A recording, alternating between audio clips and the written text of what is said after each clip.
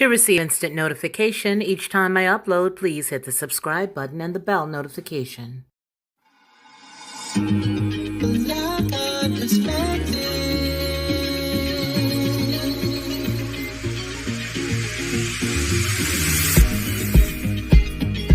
Helping you along the way.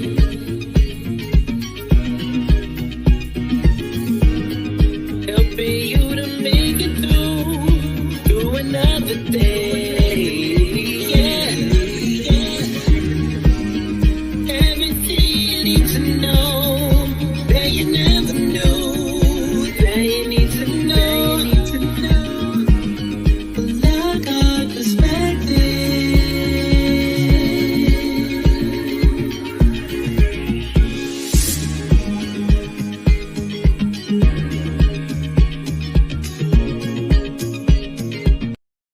Well, good morning, happy peppy people. How are you? Listen, you guys, I want to tell you, it is a great day. I think it's such a funny thing. I went in to come into the studio and I was looking around and I clicked the button that says to start to go on air. And first of all, hello, William Craig, if you're still here, Charlie Sigler, as well as Amy and Mark Schumann. Let me tell you guys. So I go to click the button that says to start, right? And it says, well, your show doesn't start for 4 days, but you're welcome to start now. And I looked and I was like, oh, yikes. I'm in next Monday's. I'm inside of next Monday's chat. So with that said, I had to back out, which was the reason for the little 2-minute delay or 1-minute delay on your side. So I had to go back out and come back in, and then I saw you all, and I was like, whew. Woman of spirit, good morning to you. Good morning. Well, you guys, how have you been? Let me see if we can get a fair head count. I see at least 5 people speaking, but I only see 2 people in their algorithm. Can you give me a 1? Because we got some funny news today. I really shouldn't say funny news because nothing is really, I don't think it's funny. I just think that it's quite unique. A lot of the stuff that I'm seeing right now. And one of my wonderful, wonderful colleagues has been telling me about a few things, and so I've been trying to, I've been trying to sort of lay low on some of the topics, but sometimes you just can't make some of this stuff up. You just can't. I don't care what you do. Some of the stuff you just can't make up. So anyway, we've got a couple of good, funny stories, and I'm really happy that we are all together because I don't think I'd want to share any of these stories with anybody but you. How is everyone, first of all? I see William Craig says, good morning, everyone. Brewing some coffee. Ah, yes. Yes, I got my cup sitting right here with me. I'm going to check the volumes on this thing here because I don't know if y'all can hear me or not. Hold on. Well, it looks like you can hear me just fine, according to what I see here. All right, folks, so we're going to get right into it. I want to say hey to William. Good morning, beautiful people of the room, Charlie says. Amy, good morning, beautiful family. I'm having a pot of Kahlua mocha coffee. That sounds delicious. She didn't say a cup. That's a girl after my own heart. Amy did not say a cup. Amy said she having a pot. I know that's right. Good morning, Mark, as well as woman of spirit. Good morning to you. I'm glad you're great. Glad you're great. So listen, you guys, how about you get a really high bill for your electrical or your heating bill, right? And in tandem with having that high bill, there's nothing that the company can do for you to explain why the bill is so high, or they can't bring down the fees of how much your heating bill is going to be, right? So what they do is they give you some suggestions. You know, we used to give suggestions to our employees when they would come in late, and we'd have to counsel them. We'd literally give them some pat answers as to how they can be how they can be on time. So let me tell you what we just found it did. And I want to thank my assistant for sending this to me because it's hilarious. The customers, it says, customers are furious after energy supplier tells the customers to cuddle up with their pets to keep warm. You cannot make this stuff up. This comes from CNN Business, and it was done yesterday, January the 11th, quote unquote, the 11th. Okay, so it says a British energy supplier has apologized for the poorly judged, unhelpful advice sent to customers, which suggested that they snuggle up with their pets.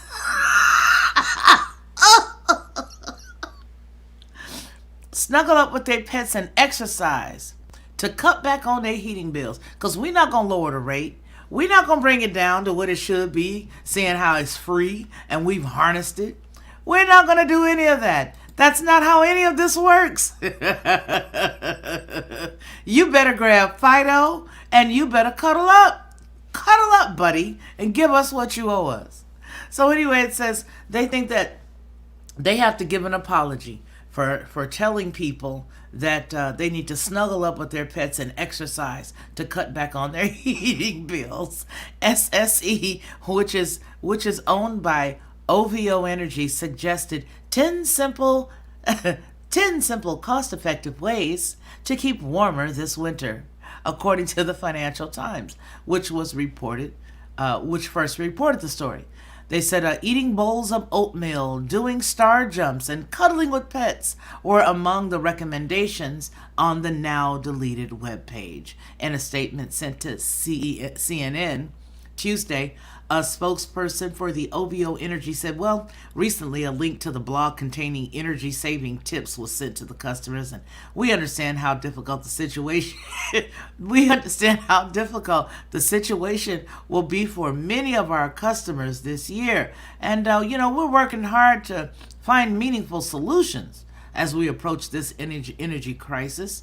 And we recognize that the content of this blog was poorly judged and unhelpful. We are embarrassed and sincerely apologize, the spokesperson added.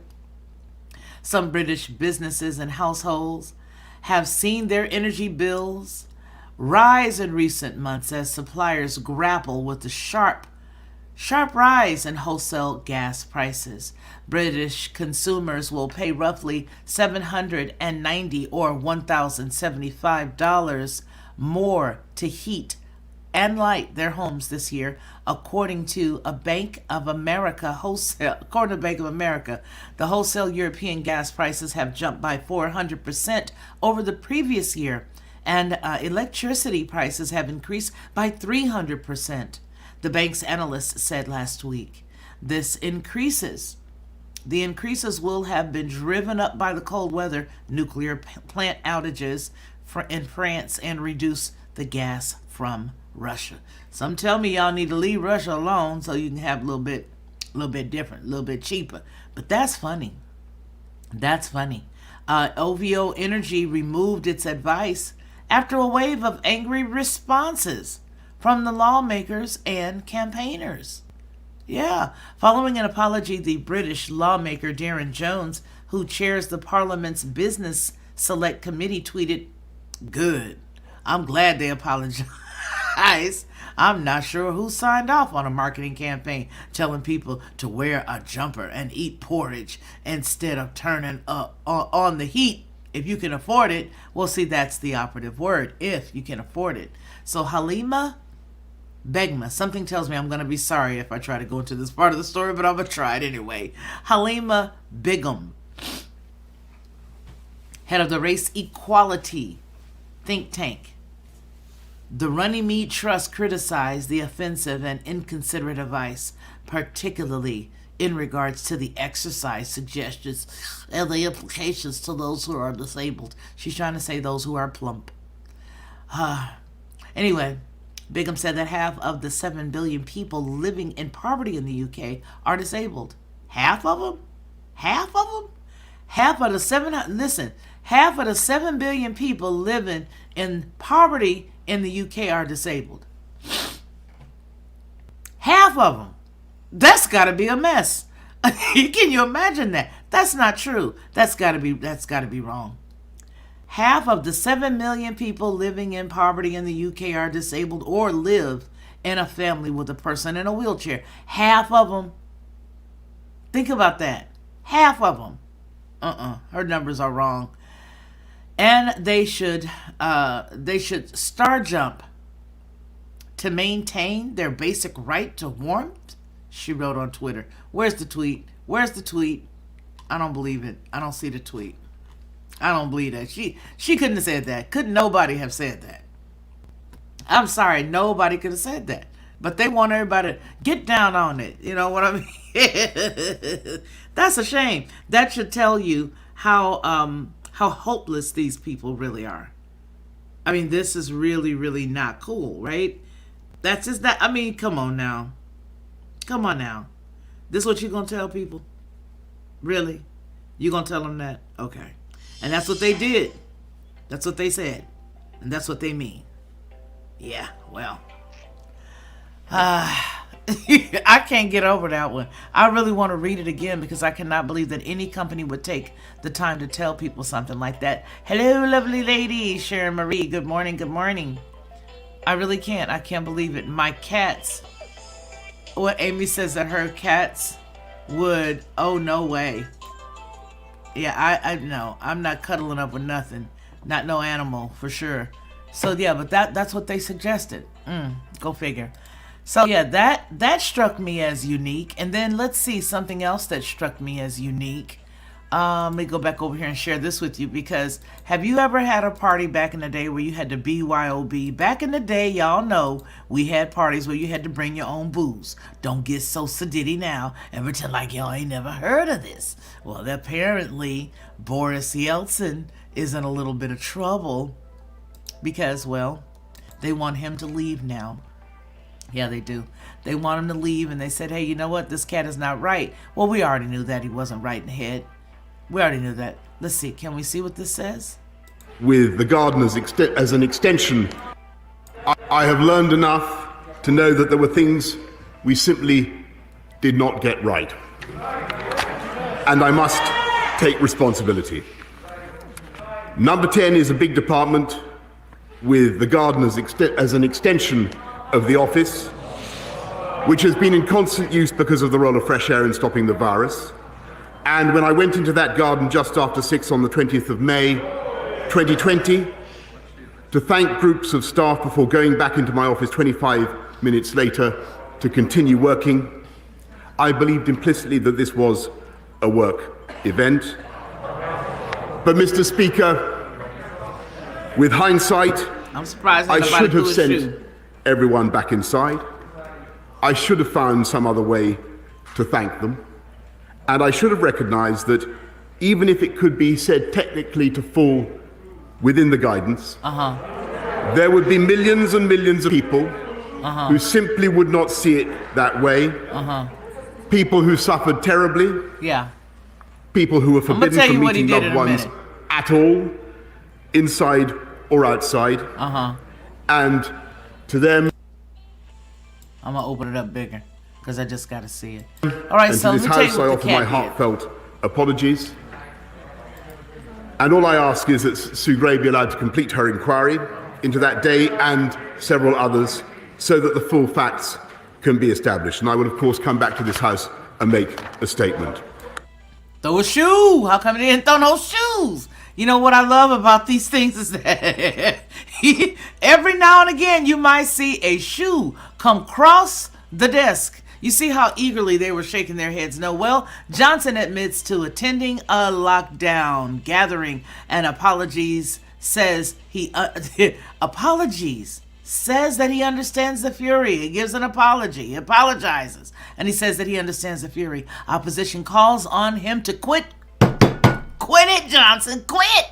We need you out of here, buddy. Okay, then it says the party's over, Prime Minister, Labor says. Now let's get into the nuts and bolts. Let's get into the BYOB, bring your own booze of it all. British Prime Minister Boris Yeltsin offered his heartfelt apologies on Wednesday for attending a bring your own booze gathering at his office, at his official residence, excuse me. Let me get it together. My adulants cannot overshoot this thing here. Let's get it together. Let's start again. Prime Minister Boris Yeltsin offered his heartfelt apologies on Wednesday for attending a bring your own booze gathering at his official residence during the country's first coronavirus lockdown, as his opponent said he must resign. We need you out of here, Johnson admitted for the first time that he had attended the party at 10 Downing Street on 20 May 2020. Look, 5/20/2020. When COVID-19 rules limited such gatherings to a bare minimum, and said that he understood the anger the revelations has caused. I know what my past has caused y'all, and I'm really sorry. Can I offer you some manger babies? All right, so anyway, he goes on to say, I know the rage they feel with me over the government I lead when they think that in Downing Street itself, the rules are not being properly followed by the people who make the rules. And Sinn Face Johnson told Parliament. Johnson, who won a landslide in 2019 election victory on a promise to secure Britain's exit from the European Union, said that he regretted his actions and had thought the gathering was a work event, drawing jeers from the opposition lawmakers. What do you think about that? I just thought, hey, I'm sorry. I thought that this was a business meeting. I had no idea that I was the host of the How do you do that? I'm telling y'all, you cannot make some of this stuff up. Yeah, and Boris, and you know what? Let me tell you something. He cheap too. You absolutely right. Pie to the face, Mark. You absolutely right. They're always sorry for getting caught, right? Right? They're not sorry they did it. They're sorry they got caught. And you know what I think the funny part is? Listen. How many other gatherings have they had since then? That's the trip. Because look, they went back to May of 2020. Right? May of 2020. So just imagine between, we in 22. This cat done this again. He done it all. I guarantee you he done it all. He's had more. If they just keep going. Look, Mark said, Boris is cheap too. Yeah, come on, y'all. We gonna have a party. But you got to bring your own booze. I'll feed you. I'll give you some crumpets. But I ain't gonna give you no booze because that's high. Okay? Need him in the Olympics. The backstroke. Exactly. Vine Dressers Branch. Good morning. I'm telling you guys, interesting watching them play dumb. Because they was at the party, right? R. Jones, half the people sitting up there shaking their head was probably there. They was all probably there. Yes, they all were. That was funny to me. That was funny. You know, there's a lot of deep, dark news that I could bring. I'm just tired of it. I just said I had to bring something light. The first story was hilarious to me. It was. I mean, keep warm, snuggle your pet. And this right here, you cannot make half of this stuff up. Now, you know what else I found funny? Alan Davis. Morning, how you doing? You know what? I'm going to tell you guys, I got to look for the story because now that we're talking about what was funny, I got to find it. But what about old girl? What about eyeballs? Did they have to bring that? You know what, Sharon? I'm not messing with you this morning. Did they have to bring their own solo cups too? That is so good, Alan. I'm glad to know that. Listen, okay, I don't have that story pulled up, but I need to pull up the story on Eyeballs McGee.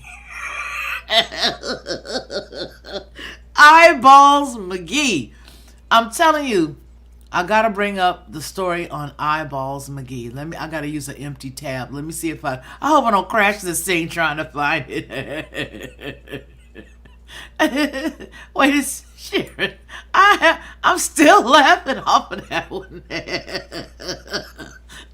And they brought their liquor in a brown paper sack that they got from the corner liquor store.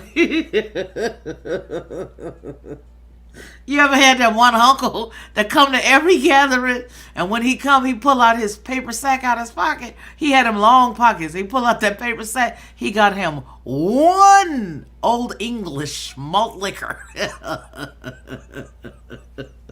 And for the people who don't have no relatives that drink malt liquor, that's fine. You know somebody who drinks something. They either have the other type Schlitz malt liquor, or they got, you know somebody. I don't want nobody in here today coming here pretending like it. They don't know that one relative with the paper sack wrapped around their beard. And if you don't know them, you've definitely seen them come to somebody's gathering, and they go put their hand down in that pocket. They go put their hand down in that pocket and pull out their overall pocket. They come out the field, or he come out over there at a hangar or something, you know, dealing with their trucks or their vehicles or whatever, and then they pull around the corner and they come out and they pull out that paper sack. Now, what this means is, Mad Dog 2020, what this means is for Boris Yeltsin fans all around the world, okay? Because this ain't for everybody, okay? What this means is, I don't want nobody else asking for nothing I got in my bag. Okay, so since it was BYOB, I brought my own. It's in a paper sack, and then they took up one of Sharon Marie and took and got them some solo cups that they brought with them. And they all bring it on in. Okay, all right, everybody bring it on in. He snatches his up out of his pocket, and like I say, everybody got that relative. Everybody got one. And if, like I say, if you don't have one, you've definitely been at a gathering and had to say, "Oh my, he bringeth his own beverage in a bag, no less. A brown paper. I didn't even know they still made brown paper sacks that small." Anyway. All right, folks, let's go ahead. I wanted to talk about Eyeballs McGee. So let me find a picture of Eyeballs McGee, and we're going to talk about what she just got through doing. Okay, she got... let me just see if I can find a picture of her, because I can just tell you what I want to say without having to find a story, because there's really no need in it. All right, let me give you eyeballs. Let me find a real good one of eyeballs.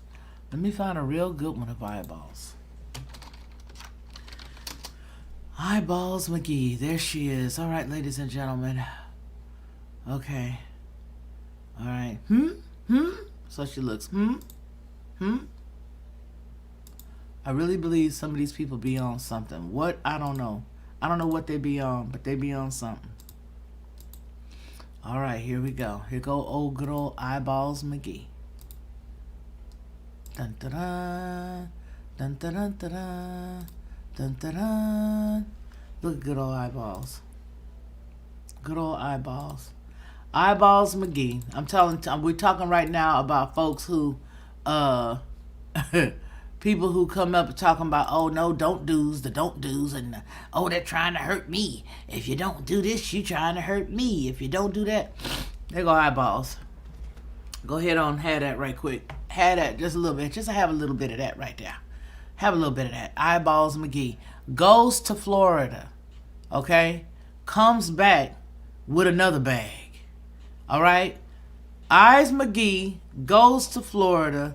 She doesn't want anybody to harm her health, so she gonna tell everybody that they need to go get something. So she goes to Florida, and she comes back with a bag of candy bars. One whole gigantic sack. Eyeballs McGee, you're just like Boris. You and Boris need to hush. You and Boris. Look at Eyeballs McGee. Eyeballs McGee. I said it, and I'm here to represent it. Yes, I did. Yep, Eyeballs McGee goes to Florida, parties up a storm, and then heads on back. And when she gets back, she's got the candy bar. She's got an issue. She's got something going on. And yeah, I don't think that's cool, but this is what happens. This is what goes on. It's good for them, okay? But it's good for them to do what they want to do. But you can't do what you want to do. And the funny part is that they acknowledge when they do these things that they're wrong. Yeah, they do. They acknowledge that they're wrong when they do these things. That's what they do. That's what's happening. So we're gonna go into a quick song right quick, take a quick little break, and yeah, we should be back here in just a couple of seconds. But y'all go ahead and look at Eyeball McGee. Look at her. That's probably not all she came back with, and I must agree. Hey! Yeah, hilarious. But that's what they do. I mean, bring your own, and we're going to go out here to Florida, a place that we just despise altogether, and we're going to party. That's what we're going to do. All right, you guys, we're going to listen to a little bit of my brother this morning. Wake up, all of y'all. Wake up. Wake up. Good morning, babe.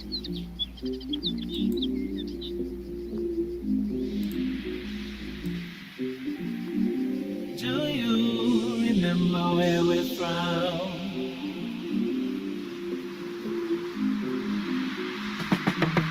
Stayed up watching, no time for yawning. Look up at the sky, see that new day dawning. God be my witness, take it as a warning. Sun ain't never lie, great day in the morning. Focus, never let the nighttime revoke it. Blinded by the dark, I seen it before they cloaked it. It was marvelous, they hiding it behind the pulpit. Lying in a sick bed, vying with the culprit. How we trying on the culture, liking how it fit, now we dying with the vulture. At the round table with more nights than Mozart. Caught up in the image of that child on that poster. The light disable the diagnosis, healing the sick. I got the script and the dosage. Take it for the grind, you gon' need it for the borderline. Holler when you see the joy coming, morning time. Keep on keeping on. Morning time. Holler when you see the joy coming. Look, I guess we probably need a night light so we can continue to get our hope on. They say we headed for that light, right?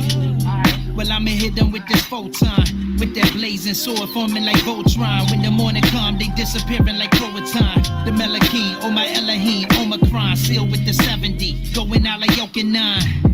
And when I meet my deliverer, I'm set apart, I got peace like a river. If we stay sharp with it, there's a feast on the sliver, we can take part. I advise you play it smart, it's a late start, let the light shine through the dark. Until the day star rise in your heart, take heart. When you find the door, you'll be more than fine. Holler when you see the joy coming, morning time.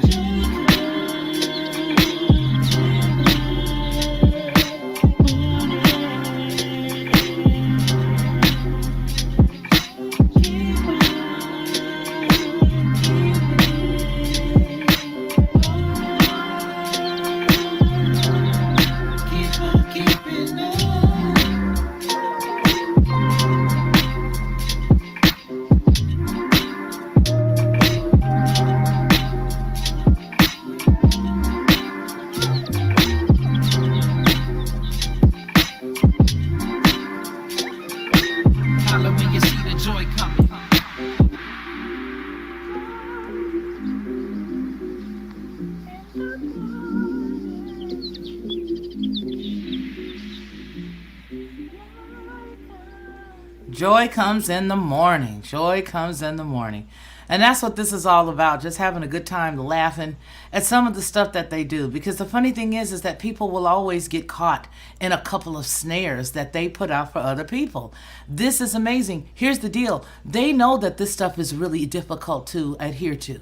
And it's probably because it's not their original idea. Most of them don't have original thoughts. And because most of them don't have original thoughts, you have to understand that they're going to get caught up every now and again in the puppetry that they do. I mean, they're all running around like marionettes. Every single one of them. They're all running around like marionettes. None of them have had the original idea to start this themselves. They're just like a puppet finishing up what somebody else started. Finishing up what somebody else told them.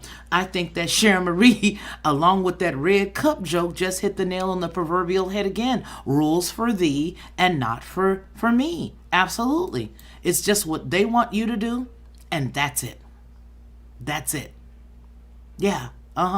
Yeah, that's it. Do what we tell you to do, and don't worry about anything else. Because if you start worrying about other stuff, that we're not going to know how to answer it, and the party will be over. The party will be over. Okay? So now let's look into another story. Now, I have to say that this means something is coming up. You know why I say that? Because generally, whenever they give up one thing, one bit of information, that means that they're about to do something. All right? Because this did not just happen overnight. It didn't happen in a vacuum. It didn't happen just, there are no coinkydinks. So let's see. You've got Yale and Columbia are ripping off financial aid students, the lawsuit says. More than a dozen of the nation's top universities, including Ivy League universities, Yale, Brown, Columbia, Dartmouth, Cornell, and the University of Pennsylvania, allegedly used their financial aid policies to rip off more than 170,000 students for hundreds of millions of dollars, according to a lawsuit filed in Illinois. Now let's get right into this story as it comes from Vice. Let me make sure that you guys can still see this. You can't, so let me just click this over here. See, they're going to have to do better than this. They're going to have to, My brother told me about another one where you can just push the thing and it puts the information over for you without you having to do that. All right, so this story comes from Vice. All right, and the writer is Paul Blessed. It was published at January 10th, 2022 at 2:20. You see them doing it again, the twos and the threes, whatever. All right. More than a dozen of the nation's top universities, including Ivy League universities, Yale, Brown, Columbia, Dartmouth, Cornell University, as well as the University of Pennsylvania, allegedly used their financial aid policies to rip off more than 170,000 students for hundreds of millions of dollars, according to a lawsuit filed in Illinois on this past Sunday. The lawsuit, filed on behalf of 5 former students, alleges that for 2 decades, the universities have, quote, participated in a price-fixing cartel that is designed to reduce or eliminate financial aid as a locus of competition, and in fact has artificially inflated the net price of attendance for students receiving financial aid. Okay? Now it goes on to say that the lawsuit filed on behalf of the 5 former students alleges that for 2 decades they participated in a price-fixing thing. Just one whole price-fixing cartel that's designed to reduce and eliminate financial aid. So that means no competition, all right? And that, in fact, it's artificially blown up everything, just poofed it up. This cartel refers to the 568 Presidents Group, a committee of private colleges and universities formed in the late 1990s to create a consensus methodology for determining the family's ability to pay for college, or a formula for financial aid, according to the group's website. The group was formed after a high-profile Justice Department antitrust law against the Massachusetts Institute of Technology and several Ivy League universities for engaging in fixing the price of tuition and faculty salaries. Federal antitrust legislation that was passed back in 1994 further regulated the process, saying that colleges can work together to share some financial aid information, including a common application for financial aid. That regulation under Section 568 of the Improving America Schools Act of 1994 offers exemptions to antitrust lawsuits, such as the ones that are faced by MIT. Okay, MIT and the Ivy League schools if universities don't factor students' financial needs into their admission decisions. But the lawsuit alleges that by coordinating through the group, the universities have explicitly aimed to reduce or eliminate price competition among its members and thus do not qualify for the exemption. Oh, we didn't know. Poor schools, we're dum-dums, we didn't know. Oh, please forgive us. We couldn't have known that. Well, we don't have that intelligence. Well, there's no way we'd ever aim to defraud anybody. We're the most trustworthy institutions in the world. Well, at least United States. Well, at least our respective state. We're trustworthy. Okay, well, a Yale spokesperson told the Wall Street Journal, which first reported the lawsuit, that the university's financial aid policy is 100% compliant with all applicable laws. We know because we had some of our polished attorneys who graduated from some of our esteemed universities of higher education go over these laws and go over all of our documentations with fine-tooth combs. We hope. Well, yeah, that's the reason why they're incompliant.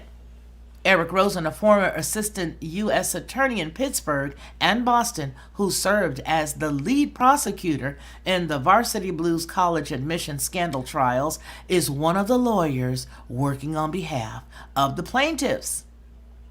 Quote, while conspiring together on a method for rewarding financial aid, which raises the net tuition prices, defendants also consider the wealth of applicants and their families in making admissions decisions, Rosen told the Wall Street Journal.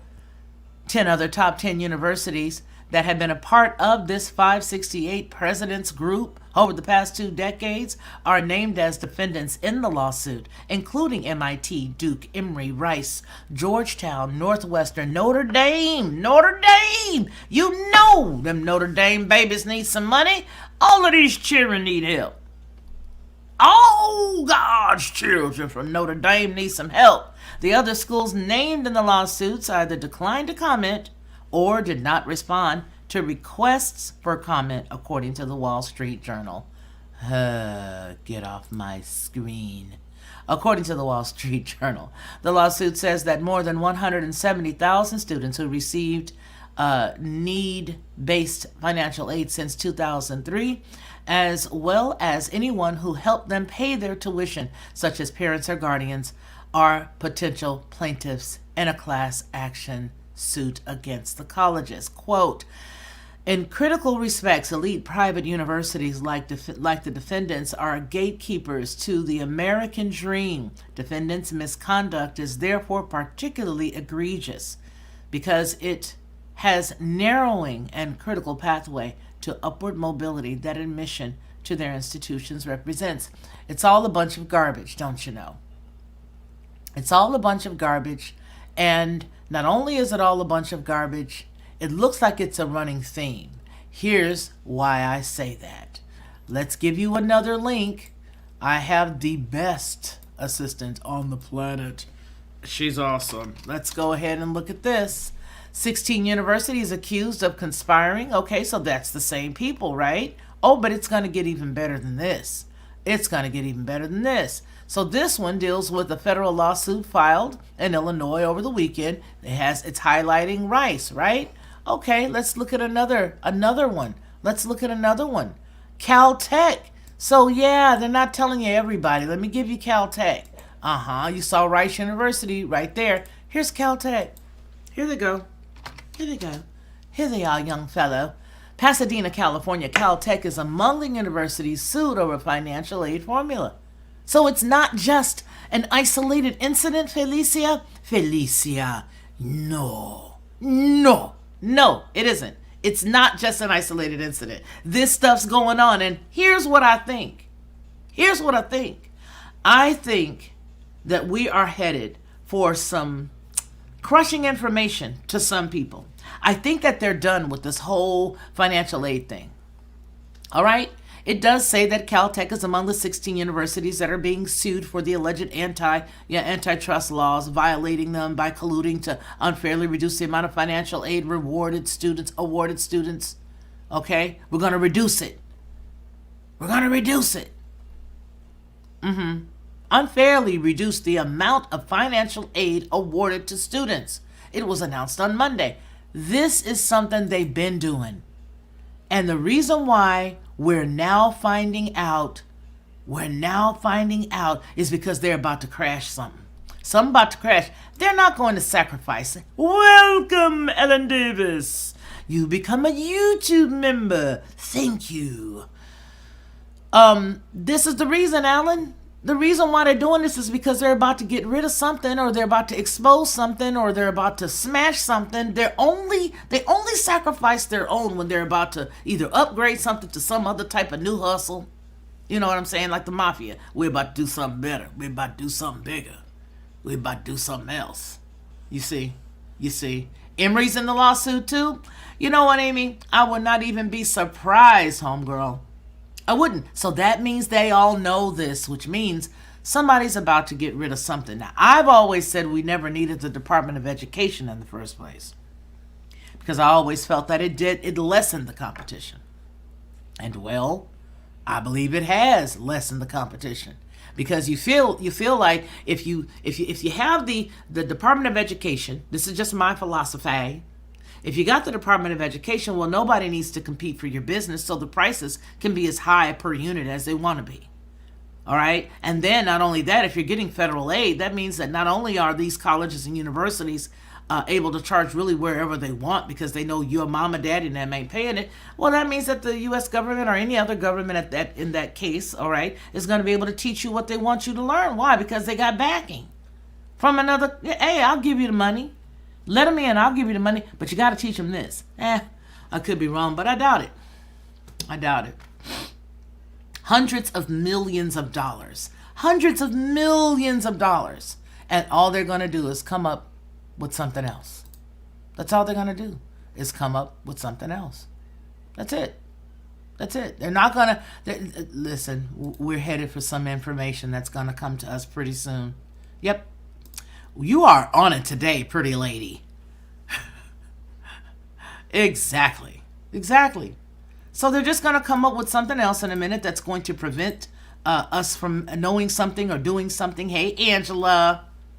Okay? Yeah. That's what they're going to do. They're going to do something else. They're going to get rid of one model and bring in another model that's going to, quote unquote, protect the people. It's always for the people, but you see who comes up in the back end. They do. Well, that's pretty much all I got for this morning. I got a couple of other things, but what I'm going to do is break this up today because I want to hang out with you guys a lot. So I am going to be at 2 o'clock. Hopefully you guys can come and listen.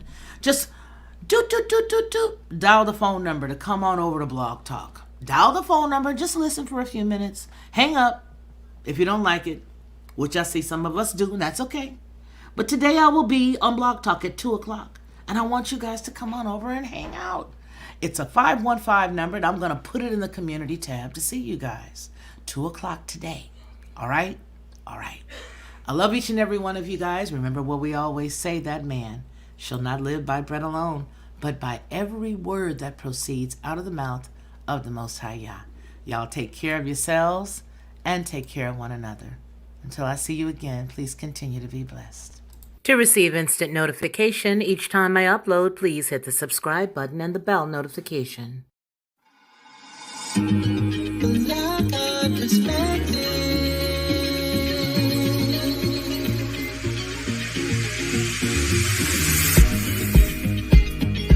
Helping you along the way.